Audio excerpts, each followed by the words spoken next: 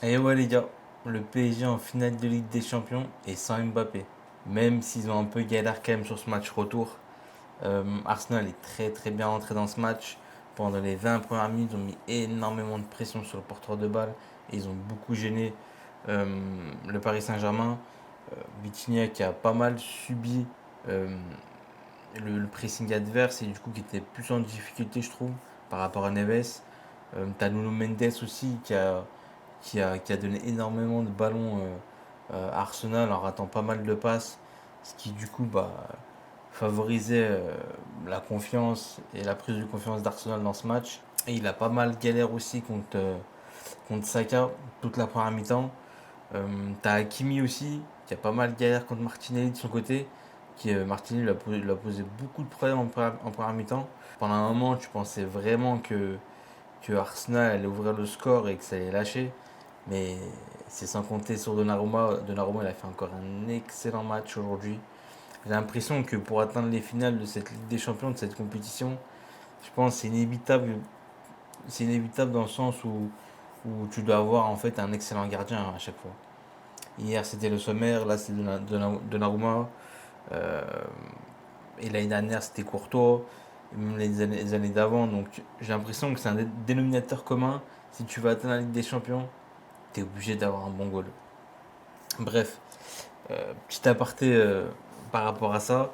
Donnarumma encore qui te sauve, qui te permet de garder le cap et d'espérer aller en finale de Ligue des Champions, car il te sort deux grosses parades.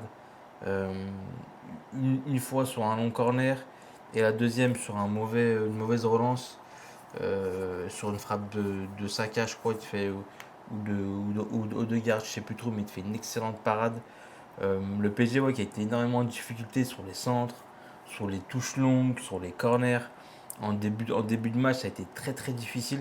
Pour moi, l'un des tournants de ce match, le tournant de cette première période, c'est le poteau de Gvara qui permet de lancer un peu, je trouve, le PSG dans ce match et créer une dynamique, reprendre un peu confiance et surtout installer le doute dans la défense d'Arsenal. Après ce poteau-là, le match est différent dans le sens où le PSG remet un peu plus le pied sur le ballon, joue les contre-attaques, joue de bonnes, très bonnes contre-attaques même, et reprend un peu la confiance. Derrière, ce qui emmène du coup comme la défense d'Arsenal est un peu plus fragilisée, tu as un peu plus d'occasions, et du coup tu y crois un peu plus, et derrière ça amène le but de Fabien Ruiz, c'est un excellent but, même s'il est légèrement contré par Saliba, mais c'est un excellent but de Fabien Ruiz qui te met quand même une belle frappe avec un bon équilibre. Du coup tu gagnes 1-0. On va dire que c'est un peu contre le cours du jeu, mais tu commençais à quand même inquiéter un peu cette équipe d'Arsenal après le poteau de Gvara. Et tu aurais pu faire le break et mettre le deuxième but avant la mi-temps, car tu avais pas mal à la fin de première mi-temps, tu avais pas mal de contre-attaques où Barcola et Doué jouent mal le coup. Et je trouve qu'ils sont un peu peut-être trop petits dans le dernier geste en Ligue des Champions, dans des moments aussi importants avec de fortes pressions peut-être encore trop jeune et sur ces actions-là, je les ai trouvés trop petits. Trop petits, trop de manque d'expérience, pas assez de caractère. L'un des deux aurait pu faire le break de 2 heures à la mi-temps. Et du coup, tu te retrouves avec 1-0 à la mi-temps, mais tu mets un sacré coup quand même au moral, je trouve, à Arsenal, parce qu'en minute de rien, en première mi-temps, ils ont peu de choses à se reprocher. La seule chose qu'ils auraient pu se reprocher, c'est de ne pas avoir mis de but. Seconde période, c'est un peu comme le début de la première mi-temps. Arsenal pousse de plus en plus, domine, ont quelques occasions, pousse même assez fort. T'es encore en danger sur des touches longues, quelques centres, t'es un peu fébrile. Mais globalement, quand même, t'arrives à gérer ce temps faible. Je trouve Vitinha beaucoup mieux par rapport à la première mi-temps au niveau de Neves. Donc du coup, ça te permet de jouer encore de belles contre-attaques. Donc de toute façon, là, c'est le Arsenal qui pousse et qui a la possession et qui essaye d'égaliser. Et du coup, le PSG qui accepte, qui recule un peu et qui essaie de jouer à fond les contre-attaques. Derrière Donnarumma, il te fait encore une grosse parade sur Saka. Cette frappe-là encore, il se baisse super vite pour un grand steak comme lui. C'est vrai qu'il se baisse super vite. Et il fait une sacrée parade sur une frappe de Saka. Il permet encore d'y croire fortement cette fois-ci pour cette finale de Ligue des Champions. Globalement, quand même, le PSG défend bien. Tu as systématiquement deux joueurs sur Saka, tu as une prise à deux systématiquement. Gvara encore qui fait les efforts défensifs, qui a un gros volume de jeu. Gvara qui est encore incroyable dans ce match. Derrière en plus, tu obtiens un penalty venu un peu de nulle part, dans le sens où personne ne l'avait vu. Et tu peux le siffler et pas siffler. Moi je trouve ça quand même un peu sévère. Mais tu peux siffler. Car c'est vrai que la main, elle a un, elle a un endroit où, où ça joue beaucoup sur, on va dire, sur la trajectoire de balle. Et donc tu peux la siffler. L'arbitre check la VAR, décide d'accorder un penalty au PSG. Et c'est Vitinha qui s'en occupe. Lui qui était mal rentré dans la partie, dans le match en première mi-temps, mais qui est beaucoup mieux rentré en seconde mi-temps. Et là, c'est lui qui commence à le tirer, enfin, c'est lui qui va le tirer et qui finit par la rater, pas salement, on va dire, mais qui le tire. On va dire que c'est très très bien joué par le gardien, car il donne aucune indication là où il va plonger. Vitinha attend le dernier moment, puis il fait une frappe assez molle sur un côté, et le gardien va la chercher et la pousse en corner. Donc, un penalty quand même mal tiré, je trouve, et du coup qui permet d'Arsenal de croire encore pour une remontada, pourquoi pas.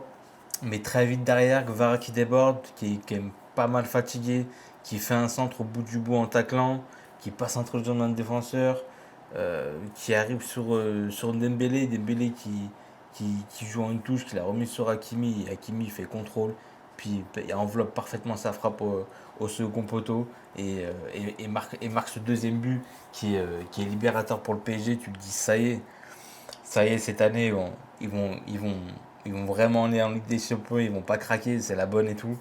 Mais c'est sans compter sur les vieux démons. Qui de mieux, qui de mieux que Marquinhos pour invoquer le symbole de ces vieux démons, pour invoquer ces vieux démons. Marquinhos qui fait une erreur, mais bête, qui joue la faute sur une petite poussette dans le dos. Enfin, pas mal d'arbitres sifflent en général. Mais dans ces moments-là, faut pas trop s'amuser à faire ça. Parce que tu peux, l'arbitre ne peut ne pas siffler, du coup tu relances l'équipe adverse. Bah, c'est ce qui arrive. Marquinhos, lui qui a beaucoup d'expérience, fait une erreur un peu bête, juste faute la bidon, au mieux d'assurer la chose. Derrière, l'arbitre siffle pas. Puis derrière, centre, contré, qui arrive sur Saka, qui finit par marquer avec un peu de chance. Du coup, 2-1. Et à ce moment-là, on va pas se mentir, t'as les vieux démons qui apparaissent et symboliquement qui ont été invoqués par Marquinhos en plus. Tu dis ça y est, à ce moment-là, t'as 5 minutes de flottement où tu paniques un peu quand même. Où tu paniques un peu et Arsenal pousse et ils sont un peu quand même proches d'égaliser, même si j'abuse un peu, mais tu sens vraiment une grosse période de flottement pendant allez, 5-10 minutes. Puis derrière, tu reprends un peu la maîtrise. Tu gères un peu ce temps faible. Tu gères beaucoup mieux ensuite ce temps faible. Du coup, tu gagnes 2-1 et tu es enfin en finale de Ligue des Champions pour la deuxième fois de ton histoire. Cette équipe, quand même, elle a beaucoup évolué sous Luis Enrique. Euh, Dans le sens où les années précédentes, euh, je pense pas que tu serais passé. Là, tu passes parce que tu as une réelle cohésion d'équipe. Tu as un vrai groupe qui vit bien. Euh, tu as un vrai groupe qui se bat les uns pour les autres. Du coup, dans les moments difficiles, c'est beaucoup plus facile de tanker, de gérer les temps faibles. Là, tu as une équipe je trouve, qui a gagné en maturité, qui gère mieux ses temps forts, qui gère mieux ses temps faibles. Et surtout, qui s'est très bien renforcé cet hiver avec Vara. C'est le meilleur transfert que tu aies pu faire depuis au moins allez, 5-6 bonnes années, je pense, facilement. Parce que Vara, il t'a apporté énormément de choses défensivement et offensivement. Il a un gros volume de jeu. Et encore aujourd'hui, il est incroyable. Et Enrique a su faire les bons choix et a créé une vraie osmose dans le groupe. Et du coup, il a créé vraiment une équipe solide.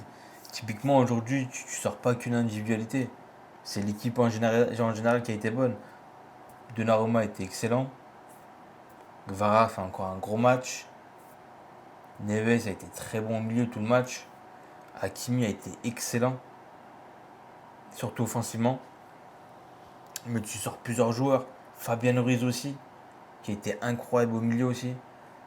qui a été décisif, qui a marqué quand même un beau but. Et c'est ça qui ressort par rapport aux dernières années du PSG. Là, tu as enfin créé un vrai projet sportif autour d'un coach avec des vraies idées de jeu, autour d'un collectif. Et ça fait toute la différence. Tu le vois dans ce dernier carré de Ligue des Champions. C'est que des équipes qui jouent ensemble.